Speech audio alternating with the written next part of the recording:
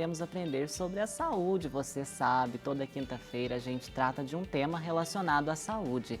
E o tema de hoje, Jéssica, é sobre a dengue, não é? Ah, com certeza, viu? Nós estamos acompanhando as notícias pelo Brasil afora, o quanto a dengue tem afetado muitas pessoas, mortes inclusive, não é? Infelizmente. E é claro que agora nós vamos acompanhar uma entrevista para que você aprenda, nós possamos aprender juntos a cuidar bem da nossa saúde, sobretudo nesse aspecto da dengue. Vem aqui para participar conosco o Dr. Marcelo, seja muito bem-vindo. Muito obrigado pelo convite, é uma honra participar do programa de vocês. Ele contou aqui agora pra gente que é a primeira vez que ele está no santuário. Então venha sempre, que Com seja certeza. a primeira vez de muitas. Com certeza.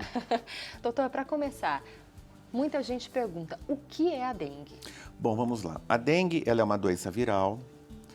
Ela é uma doença que ela é infecciosa, mas ela não é contagiosa. Então, se uma pessoa que tiver com dengue, ela não vai transmitir para as outras pessoas. Ela é uma doença que ela é transmitida pela picada de um mosquito chamado Aedes aegypti. É uma doença relativamente nova no Brasil. A dengue chegou no Brasil em 1994. Até então ela não era uma doença conhecida. Só que aqui no Brasil o vírus acabou encontrando um ambiente muito propício, porque o mosquito é um ótimo parceiro do vírus. Apesar do vírus habitar no mosquito, ele não provoca uma doença nesse mosquito. E o mosquito ele aprendeu e está aprendendo a viver na cidade. Então a dengue ela é uma doença urbana. O mosquito ele pica uma pessoa que está contaminada, chupa o sangue dessa pessoa, adquire o vírus e ao picar novas pessoas, ele transmite esse vírus para novas pessoas. Porque o mosquito, quando ele pica, ele injeta um pouquinho de saliva na pessoa, porque a saliva tem uma função anticoagulante. E nessa saliva vai o vírus.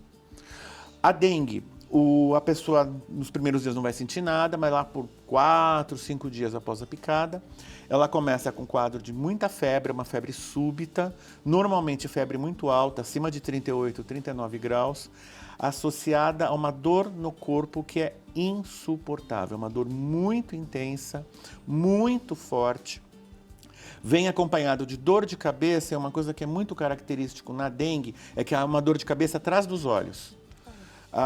Muita fotofobia, quer dizer, a pessoa não tolera a luminosidade, porque a luminosidade piora a dor. Algumas pessoas têm fonofobia, quer dizer, o ruído também piora a dor. E algumas pessoas têm sintomas digestivos, então cólicas abdominais, diarreia, náuseas e vômitos, mas não são todas. A doença em si, ela é autolimitada. Ela vai sarar sozinha ou ela vai evoluir para a forma complicada. Então vamos falar assim, se a pessoa ficar bem, em uma semana os sintomas desaparecem. Só que algumas pessoas elas vão evoluir para formas complicadas, que basicamente que conta com queda muito intensa da pressão arterial, desidratação grave e fenômenos hemorrágicos. E se essa pessoa não for adequadamente tratada, ela vai evoluir para óbito. Mas atinge grupos específicos, por exemplo, crianças ou idosos? Olha, qualquer pessoa pode ter uma forma grave da dengue, mas quem são as pessoas que têm com maior frequência forma grave? Extremos de idade, quer dizer, crianças pequenas, ou idosos, ou quem já teve dengue uma vez. Porque o que acontece? A dengue ela é provocada por 4 vírus diferentes, o tipo 1, tipo 2, tipo 3, tipo 4. Quando você adquire um vírus, você se torna imune a ele, então você não consegue se contaminar com ele novamente. Então, em tese, uma pessoa só pode ter dengue 4 vezes na vida. Só que você se torna imune a esse vírus, mas você se torna hipersensível aos outros. Então, numa segunda infecção por um vírus diferente, a chance de evoluir para uma forma grave é muito maior. Aqui no Brasil, nós temos muito tipo 1, temos muito tipo 2, temos um pouco de tipo 3, o tipo 3 está começando a aumentar, e temos casos isolados do tipo 4. E como a gente pode classificar cada tipo? Olhando para o paciente, assim, eles são indistinguíveis, porque a doença é rigorosamente igual. Essa diferenciação ela é feita através de exames laboratoriais, que são feitos principalmente em situações de surto, como nós estamos vivendo agora, até para a vigilância epidemiológica saber tipo de vírus está rodando mais. E se, por exemplo, você sabe que você teve uma infecção pelo tipo 1 e você está numa região onde está tendo muito aumento do tipo 2, os seus cuidados têm que ser redobrados, porque a chance de você se contaminar e evoluir com uma forma grave é muito grande. Olha só que interessante, né? Tudo isso que o senhor explica, a diferenciação, né? Os sintomas bem similares entre os tipos. Mas eu também gostaria de perguntar ao senhor sobre o ciclo de vida do mosquito, o Aedes aegypti. O Aedes acontece? aegypti, ele está mudando o ciclo de vida dele. É uma pergunta muito interessante, irmão, porque o Aedes, ele sempre foi um mosquito que ele precisava de água parada e muito limpa. Hoje, o nível de exigência dele diminuiu. Ele precisa de água parada, mas a água já não precisa ser tão limpa assim. Então, qualquer situação onde eu tenha represamento de água limpa, o mosquito ele vai utilizar para colocar seus ovos. Nesse ambiente, lembrando que quem pica o ser humano é a fêmea, tá? Nesse ambiente, os ovos vão eclodir, formar as larvas. A larva da dengue, do mosquito da dengue, ela é muito característica porque ela fica em pezinha na água. E ela roda muito rápido. E depois de algum tempo, essa larva vai se transformar na forma adulta que poderá picar outras pessoas. Há uma certa controvérsia na literatura, mas parece que a fêmea, quando ela está contaminada com vírus, ela pode transmitir o vírus para a larva. Então, hoje, no que se baseia o manejo da dengue? A primeira coisa fundamental, prevenção do mosquito, que infelizmente é onde a nossa sociedade tropeça. Infelizmente, a nossa sociedade tropeça por quê? Porque nós não temos o cuidado de observar que qualquer fonte de água parada é suficiente para o mosquito procriar. Pode ser, por exemplo, uma tampinha de garrafa no chão com um pouquinho de água. A fêmea vai achar essa tampinha e vai botar os ovos lá. E vamos supor que, sei lá, alguém chuta essa tampinha vira e a água sai. O ovo, ele continua viável no ambiente seco por até 1 ano. Meu Deus. Então, se chover novamente, esse ovo vai eclodir. Então, a medida mais importante no combate a esse mosquito é o combate ao criadouro. Então, não deixar caixas d'água destampadas, não deixar entulho que possa represar água da chuva, então garrafas, pneus velhos, vidros, porque são os lugares onde o mosquito vai colocar o ovo. O mosquito ele é muito urbano, ele se acostumou com as nossas casas, ele se habituou a isso.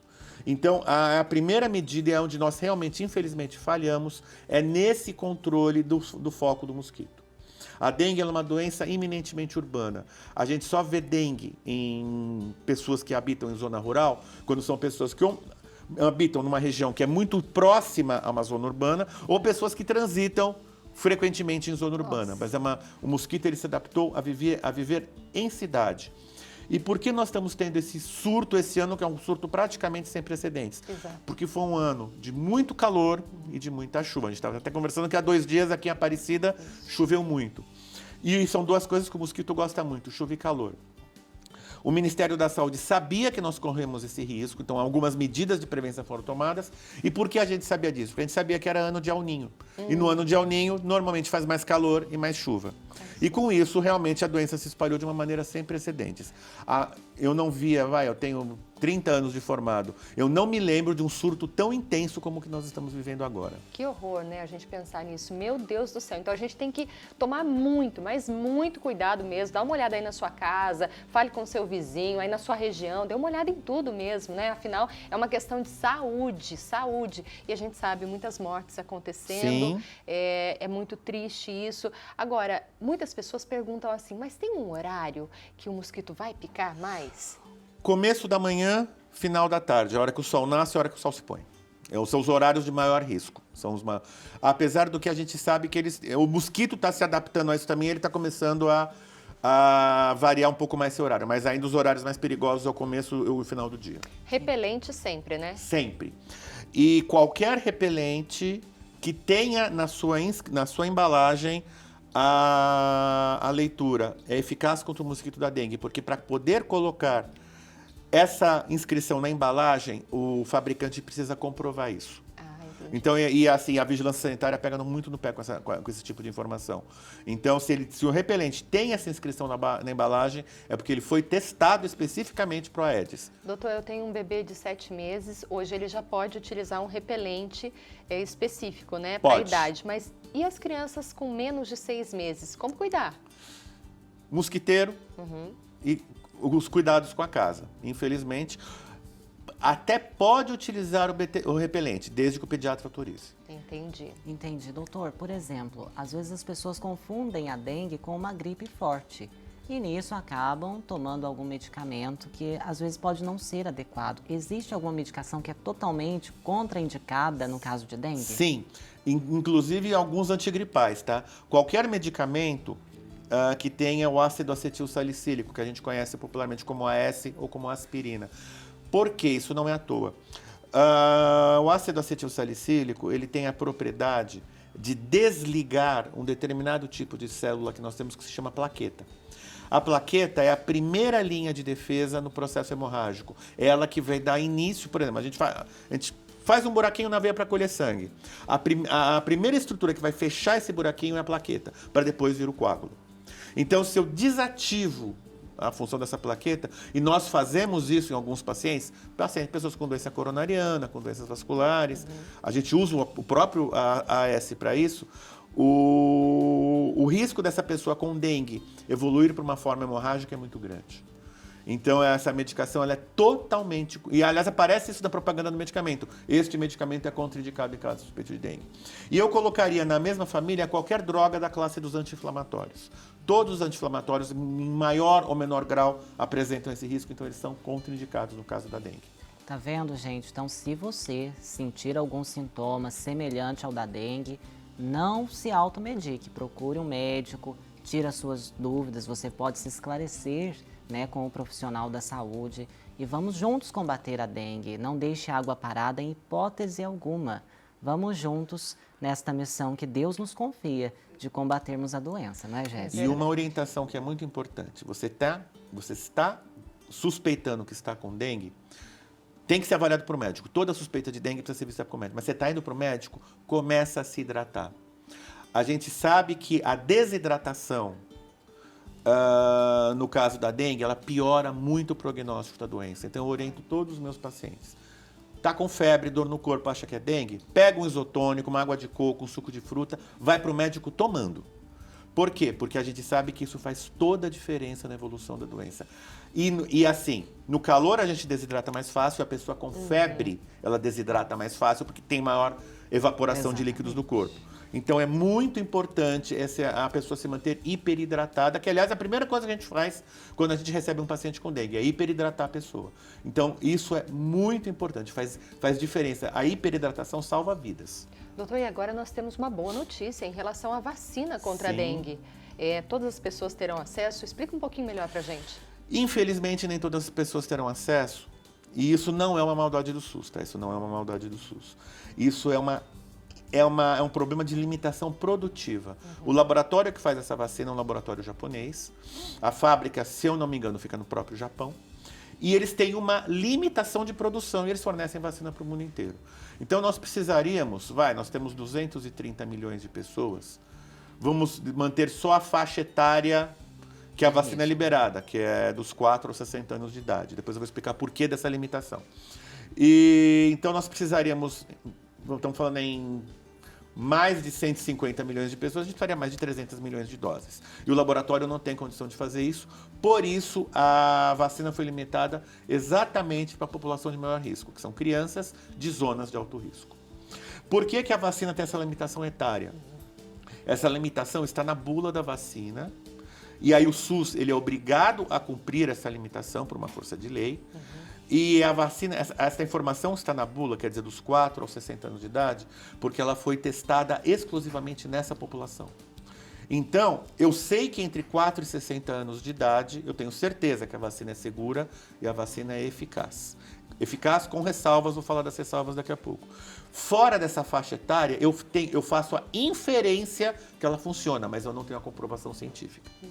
Então, é possível tomar essa vacina em clínicas privadas, as clínicas privadas estão solicitando que tenha um pedido médico. Então, procura o seu médico, ele faz a solicitação, vai na clínica privada, são 2 doses da vacina. Quais são as limitações de eficácia dessa vacina? Essa vacina, para evitar a doença, ela tem uma eficácia intermediária, mas ela é altamente eficaz em evitar as formas graves da doença. Por isso, inclusive, a vacina está indicada para quem já teve dengue uma vez, porque diminui o risco da pessoa evoluir com formas graves.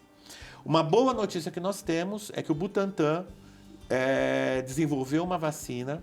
A fase de testes dessa vacina já se encerrou. O trabalho, o estudo científico foi publicado numa revista, numa das mais importantes revistas médicas do mundo. E se há uma coisa que o Butantan sabe fazer, é vacina e soro. Eles fazem isso há mais de século e fazem muito bem feito. E a vacina do Butantan deve ser submetida para aprovação da Anvisa no 2º semestre. É uma vacina que, ao que tudo indica, pelo que a gente conseguiu ler a respeito, é uma vacina altamente eficaz. Mas a gente não deve tê-la à disposição em menos de um ano, assim, sendo otimista, entre 1 e 2 anos para a gente ter essa vacina disponível.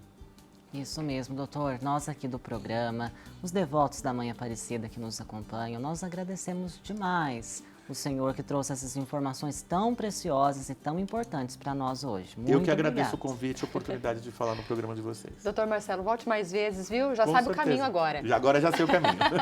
Que bom, contatos do Dr. Marcelo aqui na tela. Se você precisar de qualquer informação, viu? Fale com ele, com certeza vai ajudar. Bom, e agora vamos direto para casa comum, exatamente. Na casa comum é ela que nós precisamos cuidar para que esse mosquito vá embora, né? Que não cause tantos estragos nas famílias.